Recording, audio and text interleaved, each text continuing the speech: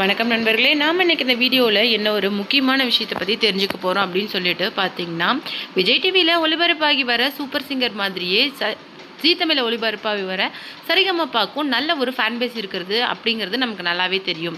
அந்த வகையில் senior, junior மற்றும் லிட்டில் சாம்ஸ் அப்படின்னு சொல்லிட்டு சரிகமபா வந்து இவ்வளோ நாட்களாக கிட்டத்தட்ட 4 சீசனுக்கு மேலே கடந்து இப்போ 5வது சீசனில் வெற்றிகரமாக களமிறங்கியிருக்கிறாங்க.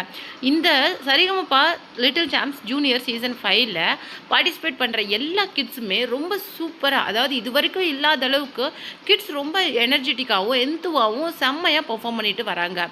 அந்த வகையில் ஒரு கிட்டு மட்டும் கொஞ்சம் ஸ்டார் கிட்டாக ஸ்பெஷலாக தனியாக தெரியறது அப்படிங்கிறது சாதாரண விஷயம் கிடையாது. ஏன்னா இந்த இடத்துக்கு ஷார்ட் லிஸ்ட் ஆகி வரதே ஒரு பெரிய விஷயம். அதுக்கே ஒரு பெரிய திறமை அப்படிங்கிறது வேணும்.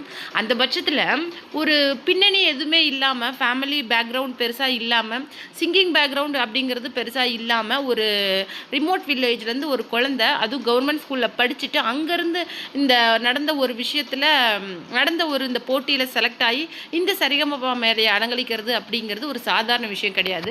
அப்படி தனக்காக கிடைச்ச இந்த மேடையை எத்தனை பேர் வந்து சரியாக பயன்படுத்திக்கிறாங்க அப்படிங்கிறது இங்கே நிறைய பேர் அதை பயன்படுத்திக்கிறது இல்லை. அப்படி வகையில் பார்த்தா அபிஷேகா வந்து இந்த மேடையை வந்து ரொம்ப சூப்பராக பயன்படுத்தியிருக்கிறாங்க. இந்த சீசன் ஸ்டார்ட் ஆகி கிட்டத்தட்ட ஒரு 2-3 மாதம் ஆன இந்த நிலையிலேயே அபிஷேகா என்ன பண்ணியிருக்காங்க அப்படின்னு சொல்லிட்டு பார்த்தீங்கன்னா, பெரிய பெரிய வாய்ப்புகளை தன்வசம் படுத்தியிருக்கிறாங்க. அதுதான் அவங்களுடைய பெரிய விஷயம் அப்படின்னே சொல்லலாம்.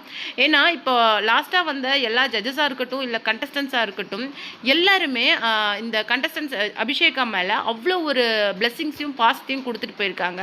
முக்கியமாக பாண்டியராஜன் சார் வந்து எழுந்து நின்று கிளாப் பண்ணி குழந்தைய தூக்கி கொஞ்சி, அது மட்டும் இல்லாமல் தான் கழுத்தில் போட்டிருந்த கோல்டு செயினை அவங்களுக்கு கிஃப்டாக கொடுத்துட்டு போயிருந்தார். அது மட்டும் இல்லாமல் அவர் சொன்ன விஷயங்களும் அப்போ வைரலாக போச்சு. உன்னை மட்டும் யாராவது இந்த பாடலை மறுபடியும் பாட சொல்லி கேட்டிருந்தாங்கன்னா நான் எழுந்திரிச்சு நின்று பாடாதமா அப்படின்னு சொல்லியிருப்பேன். ஏன்னா அந்த பாடல் நீ பாடினது என்னை அப்படியே என்னுடைய அந்த சின்ன வயசு மெமரிஸ்க்கு என்னை கூட்டிகிட்டு போயிடுச்சு. எனக்கு இன்னும் பாருமா கூஸ் பம்ஸ் இன்னும் மறையவே இல்லை.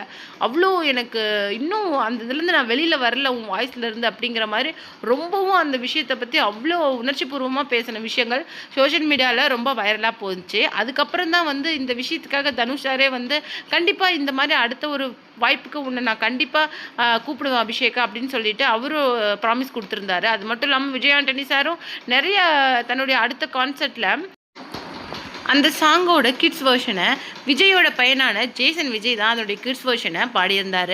அந்த பாடலில் என்னுடைய அடுத்த மலேசியா கான்சர்ட்டில் நீ தான் பாடணும் அபிஷேகா அப்படிங்கிற மாதிரி சொல்லியிருந்தாங்க. அபிஷேகாவோட அந்த வாய்ஸுக்கு வந்து எல்லா பாடல்களுமே ரொம்ப சூட்டபுளாக இருக்குது. அது மட்டும் இல்லாமல் பாடல்களுக்கு தகுந்த மாதிரி தன்னுடைய வாய்ஸை மாற்றி வச்சுக்கிற அந்த அளவுக்கு இந்த 10 வயசுல அந்த குழந்தைக்கு அவ்வளோ திறமை இருக்குது. இப்போ கிட்டத்தட்ட ஒரு பாடல் ஒரு குழந்தை பாடுறாங்க அப்படின்னா தன்னுடைய பாடலில் ஏதோ ஒரு 2 பாடல்களுக்காக கோல்டன் ஷவர் வாங்கலாம். ஆனால் தான் பாடின 6 பாடல்களுக்குமே 2 முறை கோல்டன் ஷவர் வாங்குறது அப்படிங்கிறது சாதாரண விஷயம் கிடையாது.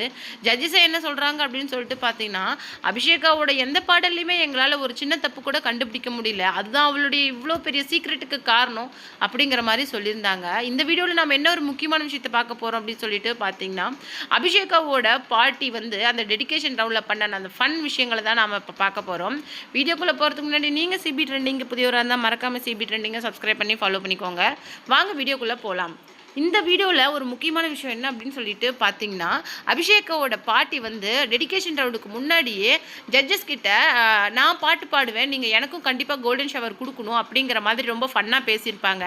அதன்படி அவங்க ஒரு பாட்டும் பாடினாங்க. அது வந்து ரொம்ப சூப்பராக இருந்தது. இப்போ தான் தெரியுது அபிஷேகாவுக்கு இந்த குரல் வளம் எங்கேருந்து வந்தது அப்படின்னு சொல்லிட்டு. அதுக்காக ஜட்ஜஸ் ஸ்ரீனிவாஸ் கிட்ட நீங்கள் எனக்கு கோல்டன் ஷவர் இன்னும் தரவே இல்லை சார் அப்படிங்கிற மாதிரி கேட்டிருந்தாங்க. அதுக்கு உங்களுக்கு இல்லாமையா அப்படிங்கிற மாதிரி அபிஷேகாவோட பாட்டிக்கு கோல்டன் ஷவர் கொடுத்தாங்க. அப்போ அந்த ஸ்டேஜே ரொம்ப ஃபன்ஃபில்டாக சிரிச்சுட்டு ரொம்ப சந்தோஷமாக போச்சு. அதே மாதிரி இந்த டெடிகேஷன் ரவுண்ட்லேயும் அவங்க ஒரு விஷயம் பண்ணியிருக்கிறாங்க. அதில் என்ன பண்ணியிருக்காங்க அப்படின்னு சொல்லிட்டு பார்த்தீங்கன்னா, லாஸ்ட் ப்ரொமோலையும் சரி லாஸ்ட் எபிசோட்லேயும் சரி அபிஷேகாவோட பாடல் வந்து வெளியில் வரவே இல்லை. அந்த பாடல் வெளியில் வராதனால மேபி அபிஷேகா அவங்களுக்கு ஏதாவது த்ரோட் இன்ஃபெக்ஷன் இருக்கா இல்லை அப்படிங்கிற மாதிரி கேட்டிருந்தாங்க. ஏன்னா அவங்களுடைய பாடல் தான் அந்த ஷோவோட பெரிய ஹிட்டே, இல்லை அது எப்படி ப்ரொமோவில் வராமல் போயிருக்கும் அப்படிங்கிற மாதிரி நிறைய கொஷின்ஸ் கேட்டிருந்தாங்க. சொன்னாங்க. இன்னொரு முக்கியமான விஷயம் என்ன அப்படின்னு சொல்லிட்டு பார்த்தீங்கன்னா, அவங்களே என்ன சொல்லியிருந்தாங்கன்னா, உங்களுக்கு ஒரு சர்ப்ரைஸ் காத்துட்ருக்கு அப்படிங்கிற மாதிரி சொல்லியிருந்தாங்க.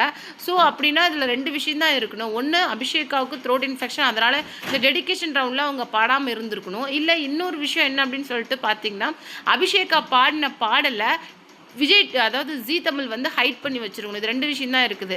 இன்னொரு விஷயம் அஃபிஷியலாக என்ன கிடைச்சிருக்கு அப்படின்னு சொல்லிட்டு பார்த்தீங்கன்னா, அபிஷேகாவுக்கு மாதிரி மற்ற கிட்ஸுக்கும் ப்ரையாரிட்டிஸ் கொடுக்கணும் அப்படிங்கிற ஒரே விஷயத்துக்காக தினேஷ், பிரதீக்ஷா மற்றும் சுபன்ராஜ் இவங்க எல்லாரையுமே ஈக்குவல் இம்பார்ட்டன்ஸ் கொடுத்து பாட வைக்கணும் அப்படிங்கிற ஒரு முடிவில் இப்போ ஜீ தமிழ் இருக்காங்க. ஏன்னா சீசன் ஆரம்பித்து கிட்டத்தட்ட ஒரு 2 மந்த்ஸ் தான் போன நிலையில் அபிஷேகாவுக்கே நிறைய ப்ரையாரிட்டிஸ் பண்ணுற மாதிரி இருக்குது. நிறைய வாய்ப்புகள், அது மட்டும் இல்லாமல் நிறைய ப்ரெசன்டேஷன்ஸ் எல்லாமே அபிஷேகா ஒருத்தர் மட்டுமே வாங்கிக்கிறாங்க. மற்ற குழந்தைங்க இப்போவிலேருந்தே இந்த மாதிரி ஒரு அன்இக்வாலிட்டியை சந்திச்சாங்கன்னா அவங்க எப்படி ஃபினால்ஸ் வரும், ஒரு கான்ஃபிடென்ட்டோடு வருவாங்க. இப்போவே அவங்களுடைய அந்த கான்ஃபிடென்ட் உடஞ்சிடாதா அப்படிங்கிற ஒரு கேள்வியும் இன்றைக்கி போயிட்டுருக்குது. அது மட்டும் கிடையாது, அதில் இன்னொரு விஷயம் என்ன அப்படின்னு சொல்கிறாங்க அப்படின்னு சொல்லிட்டு பார்த்தீங்கன்னா, மேபி ரவுண்டை கொஞ்சம் டஃப் பண்ணுனா இன்னும் கொஞ்சம் அவங்களுடைய அந்த டேலண்ட் வெளியில் வரும். அதன் மூலமாக அந்த ப்ரையாரிட்டைசேஷன் அப்படிங்கிறது எல்லாருக்குமே கிடைக்கும்.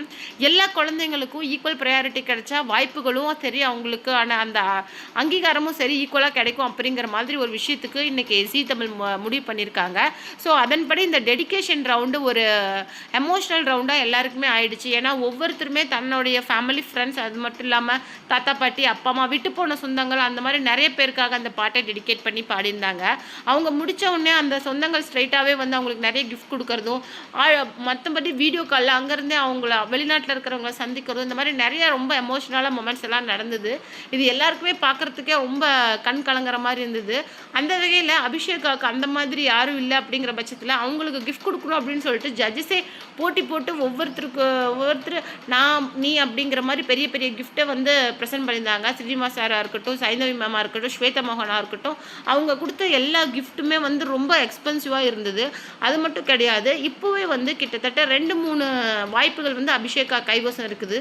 ஆனால் மற்ற குழந்தைங்களுக்கு அந்த மாதிரி இல்லை அப்படிங்கிற பட்சத்தில் அபிஷேகாவை ப்ரையாரிட்டைஸ் பண்ணுறத கொஞ்சம் கம்மி பண்ணுற மாதிரி சேனல் பண்ணியிருக்காங்க. அதாவது அவங்களுடைய ப்ரமோஸை கட் பண்ணுறது, அவங்களுடைய பாட்டை வந்து இந்த 2 சீசன், அதாவது இந்த 2 வீக் இல்லாமல் அதுக்கு அடுத்த வீக்கில் தள்ளி போடுறது அப்படிங்கிற மாதிரி ஒரு சின்ன சின்ன விஷயங்களை பண்ணியிருக்கிறாங்க. இது மற்ற கிட்ஸையும் வந்து ப்ரையாரிட்டைஸ் பண்ணும், ஈக்குவலைஸ் பண்ணும் அப்படிங்கிறதுக்காக வந்து சேனல் ஒரு சின்ன விஷயமாக பண்ண ஸ்டார்ட் பண்ணியிருக்கிறாங்க.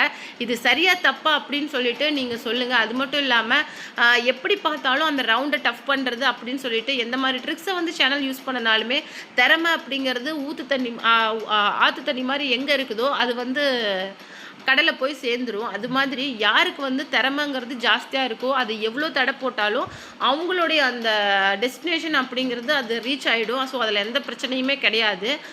உங்களுக்கு வந்து அபிஷேகா பிடிக்குமா, இல்லை அவங்களுடைய பாட்டு ரொம்ப பிடிக்குமா அப்படிங்கிறத மறக்காமல் நம்ம கமெண்ட் பாக்ஸில் சொல்லுங்கள். அது மட்டும் கிடையாது, டெடிகேஷன் ரவுண்டில் அவங்க அம்மாவுக்காக அவங்க அந்த பாட்டை டெடிகேட் பண்ணி பாடியிருந்தாங்கல்ல, அதை பற்றி நீங்கள் என்ன நினைக்கிறீங்க அப்படிங்கிற விஷயத்தையும் மறக்காமல் சொல்லுங்கள்.